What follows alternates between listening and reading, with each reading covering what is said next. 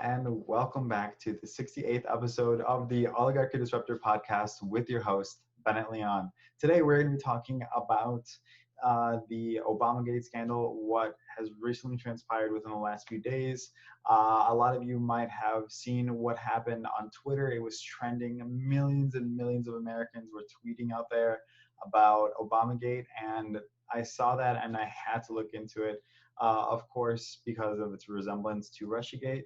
So I assume there was some kind of resemblance there, and lo and behold, that seemed to be the case. So let's go ahead and dive in to see what happened here. So first, we're looking at an article by The Guardian, as you can see there, and basically this is what started Obamagate. So on Friday, former President U.S. President Barack Obama expressed disquiet at the Justice Department dropping charges against Donald Trump's former National Security Advisor, Michael Flynn, who was fired in early 2017 for lying about conversations with the Russian ambassador. On a recording obtained by Yahoo News, Obama warned that the rule of law is at risk. And that should sound scary to me, not because of Obama saying the rule of law being at risk, but because it's not actually at risk. Like, Michael Flynn actually didn't do anything, and that's why the charges were dropped. And he's pissed about that. That's, he told Trump not to keep Flynn on.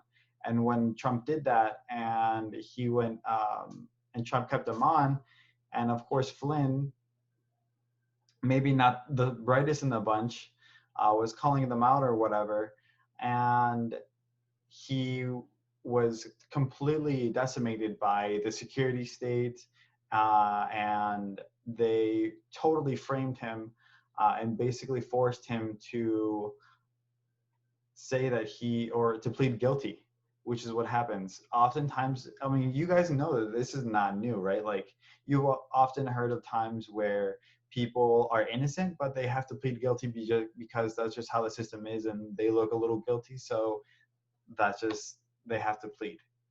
And that's just like one of the glitches in the system, I believe. So that's just really interesting to kind of know. But we'll continue on, and what we'll see here, let's watch first this clip of Trump addressing what the crime is. So what you'll see is Trump kind of like being right in a way. Like, everything he says here is right, at least in my opinion.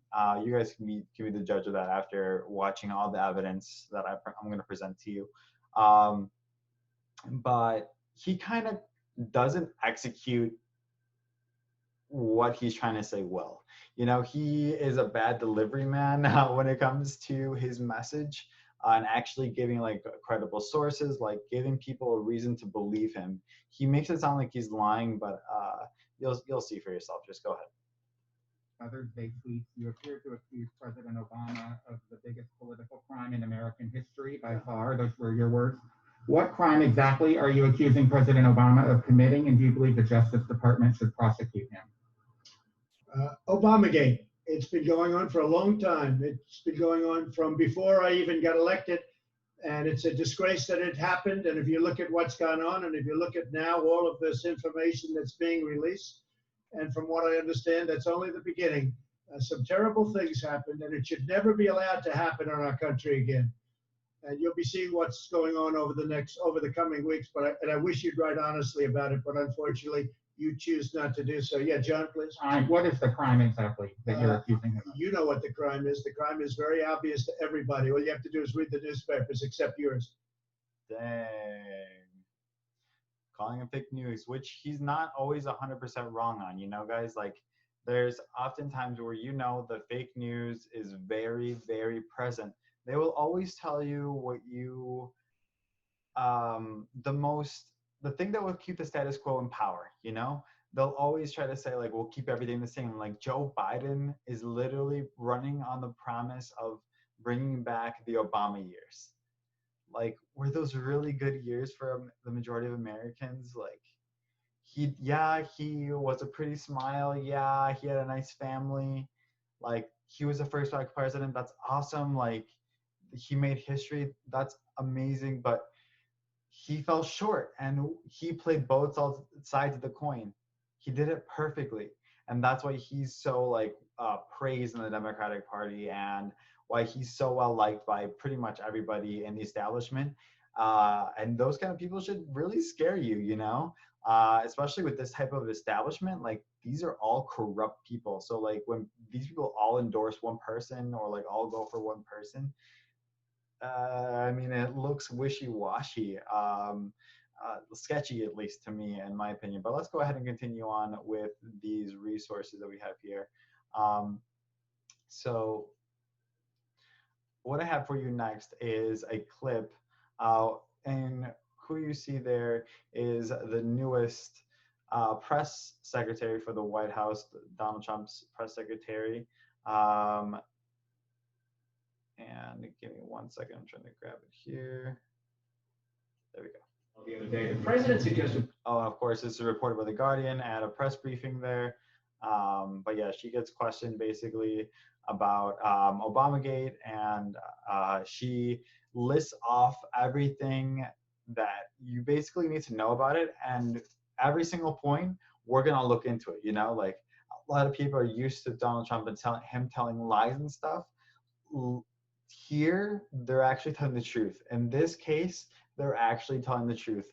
Michael Flynn was framed, you know. Obama did,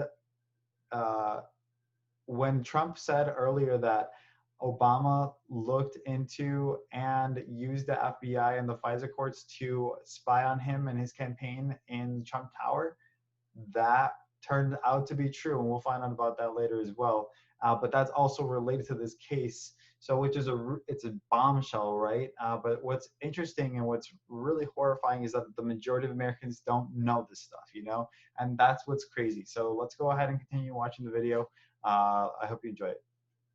People should be jailed for what he said earlier in the week was a very obvious crime. You're an attorney and the president's spokesperson. Perhaps you could lay out the elements of this crime. What crime was committed and in what way? I assume you're referring to the Obama administration and the unmasking and... Obamagate. What is it? What are the elements of that crime? Yeah, I'm really glad you asked, because there hasn't been a lot of journalistic curiosity on this front, and I'm very glad that you asked this question. Look, there were a number of questions raised by the actions of the Obama administration. The Steele dossier, funded by the Democratic National Committee, an opposition political party to the president, was used to attain FISA warrants to listen in on conversations of people within the Trump campaign. There was the unmasking, the identity. Okay, so let's look into that first claim, right? So that who funded it? And this was reported by the New York Times, and let's see the date of its publishing just to make sure it's not old or anything. 2017, okay? Here we go. October 25th, 2017. So yeah, this is perfect. This is the time that this was kind of like going down. But the New York Times reported who paid for it. So during the Republican primaries, a research firm called Fusion GPS was hired by the Washington Free Beacon, a conservative website, to unearth potentially damaging information about Mr. Trump. The Free Beacon, which was funded by a major donor supporting Mr. Trump's rival for the party's nomination, Senator Marco Rubio of Florida, told Fusion GPS to stop doing research on Mr. Trump in May of 2016, as Mr. Trump was clinching the Republican nomination. After Mr. Trump secured the nomination, Fusion GPS was hired on behalf of Mrs. Clinton's campaign and the DNC by their law firm, Perkins Coie, to compile research about Mr. Trump, quote unquote research, right? His businesses and associates, including possible connections with Russia. It was at that point that Fusion GPS hired Mr. Steele, who has deep sourcing in Russia, to gather information. Really interesting to see that she's actually right. You know, this claim checks out. They were hired, as you can see here, by the DNC and Hillary Clinton's campaign. in 2016, which was, of course, Donald Trump's rival, to gather information, aka research or whatever, gather dirt on him, which is fucked up. So let's go ahead and continue watching the video to see the rest of her claims. So I'm going to backtrack a little bit. The Trump campaign, there was the unmasking the identity of Michael Flynn. Okay, so for those of you that are not as like in tune with what's going on in the justice system or whatever, unmasking and the surveillance state. So let's pull up another thing here. So this is another resource. I mean, this is a article by the National Review, and this is basically going over what unmasking means. So unmasking is a term of art for revealing in classified reports the names of Americans who have been incidentally, quote unquote, incidentally monitored by our intelligence agencies. Presumptively, the names of Americans should be concealed in these reports, which reflect the surveillance of foreign targets, primarily under the Foreign Intelligence Surveillance Act.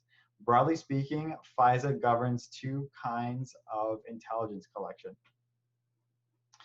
The first is the traditional FISA. So this is kind of going over FISA, but the unmasking, that's what happened recently with Michael Flynn. We recently were given the reports, they were unmasked, they were declassified, in other words, if you want to use that term, on his list or whatever for being monitored by the intelligence agency, incidentally, which we of course know is not incidental because they turn out to use that information that they got from the FISA court and that order to put him in jail and frame him and make him feel so guilty that they that he feels a need to actually plead guilty, because that's what a lot of people will say. They'll say, Michael Flynn, he pled guilty. They forced him. They basically forced him to, and that's why they just dropped the charges on Michael Flynn. You don't believe me? Look this shit up. So let's continue with under FISA, because I feel like this is just information you guys gotta know, because this is how the government watches us. And so if you just found out what the Foreign Intelligence Surveillance Act was, it's basically just intelligence collection by the government. The first type of intelligence collection is the traditional FISA, which is the targeted monitoring of a suspected clandestine operative of a foreign power. If the FBI shows the Foreign Intelligence Surveillance Court probable cause that a person inside the U.S. is acting as a foreign power's agent, it may obtain a warrant to surveil that person. If the foreign power suspected agent communicates with Americans, the latter are incidentally intercepted, even though they are not the targets of the surveillance. So as I'm reading that, I think it's really interesting that they always, especially with Donald Trump in the recent years, they've been framing him and putting him with Russia, accusing him of colluding with Russia and actually impeaching him for that, So, of course, we all know that Russiagate was a lie, which is why the impeachment didn't go through.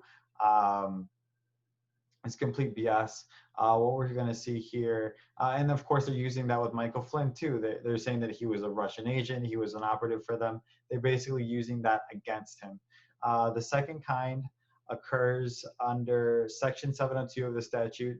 It brings under FISC jurisdiction various intelligence collection programs that target categories of non-Americans outside the United States.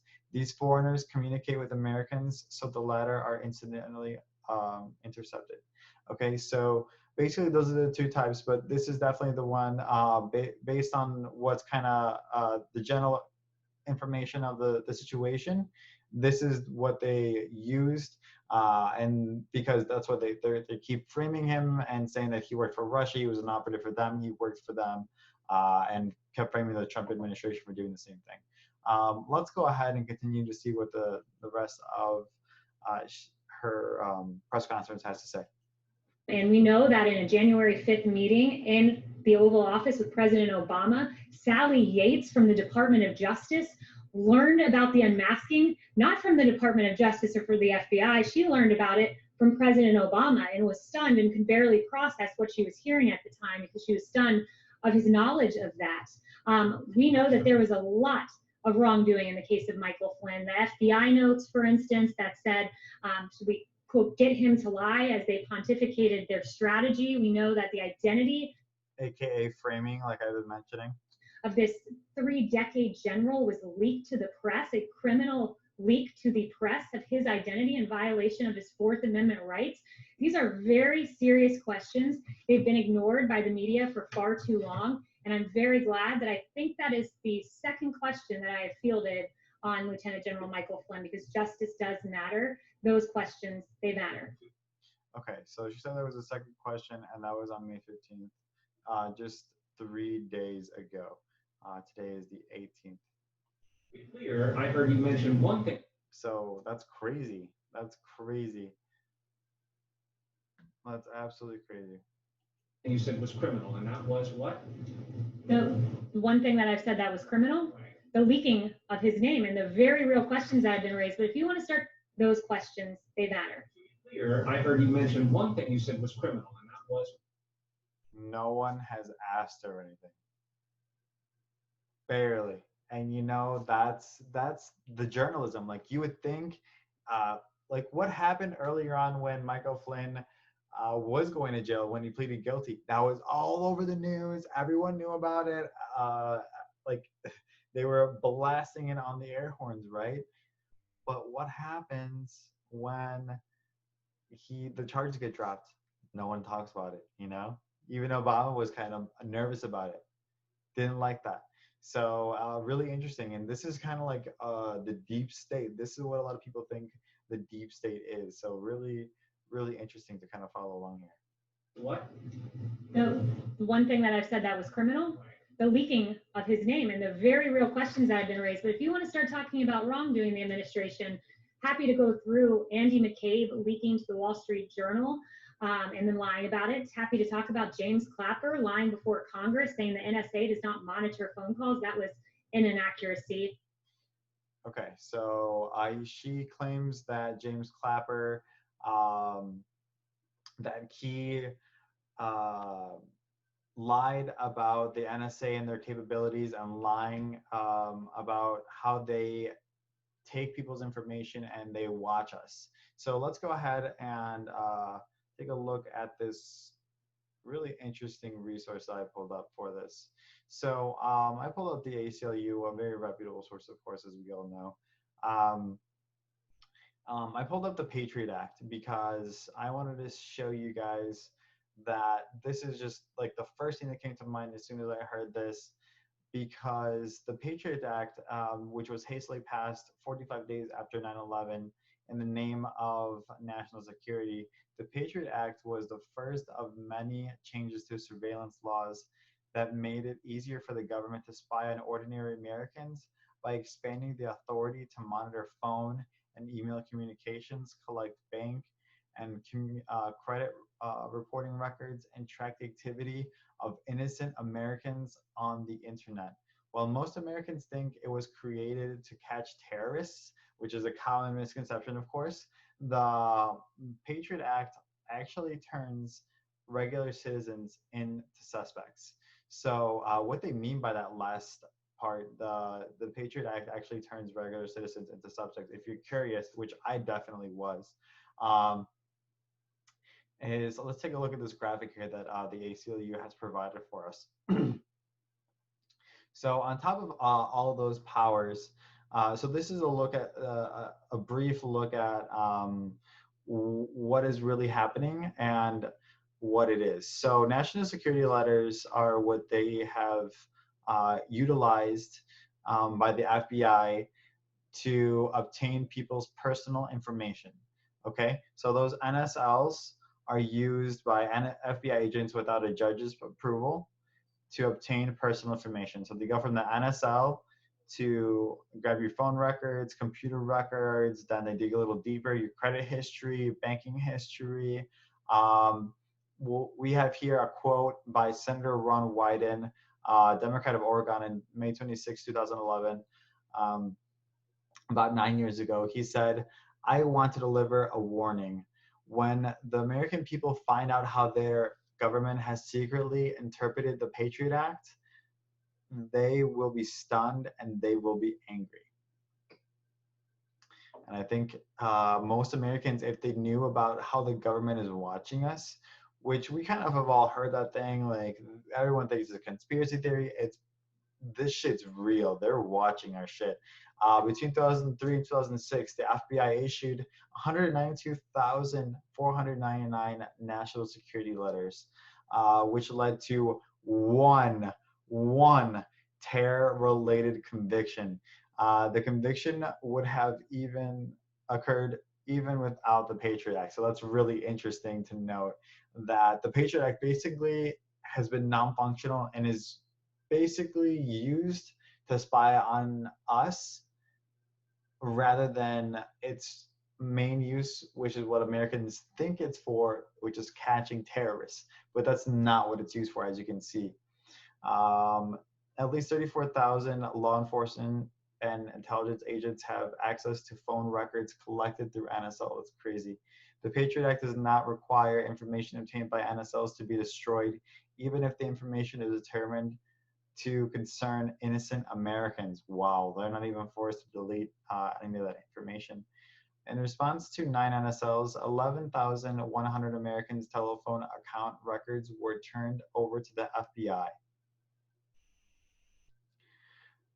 Holy fuck. Like, that's crazy, but that's basically what they use it for. The Patriot Act is a tool for the government to spy on us. They were not lying about that. So the national security letter provision of the Patriot Act radically expanded the FBI's authority to demand personal customer records from internet service providers, financial institutions, and credit card companies without prior court approval. So that's basically what we kind of went over there. And I love this graphic because that's basically the surveillance state that we live in, with this kind of dystopian laws in place, watching our own citizens, calling us a democracy when it's really just a few people who control everything in the end. The oligarchs, which is why we call this podcast the Oligarchy Disruptor Podcast, because we seek to make the world a better place by disrupting the oligarchs who run the system. Let's go back to here, see what you have to say. To say the least, if not a lie. John Brennan telling Congress that the bogus Steele dossier played no role in the Russia probe, when in fact we know it did and was the basis of attaining FISA warrants. So there's a lot of mistruths there that were said, many of them under oath. So I would point you to those and the many other real questions that I hope you all will pursue. Those people should be jailed, the people you just mentioned. I never said that. Those are your words, not mine. But perhaps you should look into it and give me some answers. That is, after all, the job. That is, after all, the job of reporters, to answer the very questions that I've laid out. And I hope you guys will take the time to do it. And I also find it interesting, if we want to start talking about fabrication of crimes, we can litigate that case pretty publicly with James Clapper, who said what President Trump did with Russia pales, and that Watergate paled in comparison. We can talk about Eric Swalwell lying and saying President Trump was working on behalf of the Russians. We can talk about Hakeem Jeffries lying and saying the president was a Russian asset. We can talk about Schiff saying there was ample evidence of collusion in plain sight, when in fact there was not. We can talk about Mark Warner saying there's enormous amounts of evidence of collusion. We can talk about a CNN historian who said there was a smell of treason in the Trump-Russia probe, when in fact, for 3 years, you all talked about collusion, and there was none. And it was a huge injustice, not just to this administration, but to the American people who deserve truth, not the alleging of absolutely false allegations against this president. Yes. Okay, so I think she gets off of that on a really good note, and that's also what I want to end this episode on. The same kind of note where we're covering this for the same reason, you know. As much as we all hate Trump, as much as I personally don't like President Donald Trump, and what he stands for and what he's done so far in his performance as a president. Um, I'm covering this because this is the truth. You know, we have to be objective. We have, if we're gonna know, if we're gonna operate and we're gonna make decisions and we're gonna vote and we're gonna be engaged citizens in the process, we have to get the right information. We have to know the truth, of course, right? We have to know the truth. We can't just play like, oh, he's a Democrat. Like, okay, I'm gonna go with him. He's a Republican. Okay, yeah, he's right then. Like, we gotta get over that team that team kind of mentality. That's not good for the country. We have to think about our neighbors. We have to fight for our neighbors. Those people that cannot fight for themselves. You know, we have to be compassionate. That's what humanity is. You know, and if you're not one of those people, I mean, you do you. You know, this is a free country, but and you are entitled to your opinion. But that's just what I think. The world would be a much better place if everyone just took care of their neighbor, cared a little bit more, was willing to shell a little bit more money for the greater good of the nation. Um, but to end on Obamagate, this is just a terrible insight and just a confirmation uh, and just the nail really on the coffin for Russiagate, right? Um, we found out though that it was true that Obama, well, listened in on Trump. Trump when he was in the Trump Tower in for the campaign in 2016. We found out that he used the FISA courts to get that information using the FBI in conjunction with that as well. The media, the CIA, people like James Clapper who lied, publicly lied, and we looked into that as well. So uh, like I could have kept pulling up resource after resource, and I pulled up like 5 or 6. I could have kept going. There was, I think, 1 or 2 more, but you got the gist. Like she was telling the truth. This is the truth. She listed it out very well in her 4 minute or so video or press conference that she had at the White House. So I hope you guys take what's really interesting from this episode. Take it to heart, understand what's going on, and really understand that we're living in a kind of big brother situation. Be concerned, be worried, care for it. Let's fight back. Let's fuck up the oligarchs. So, guys, once again, thank you so much for tuning in. We'll end it here.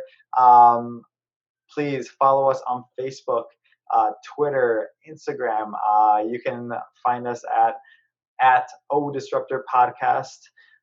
You can also find us on YouTube at Oligarchy Disruptor Podcast. And many other listening platforms as well. Thank you, everybody, for listening and watching. We will see you on the next episode. Cheers, guys.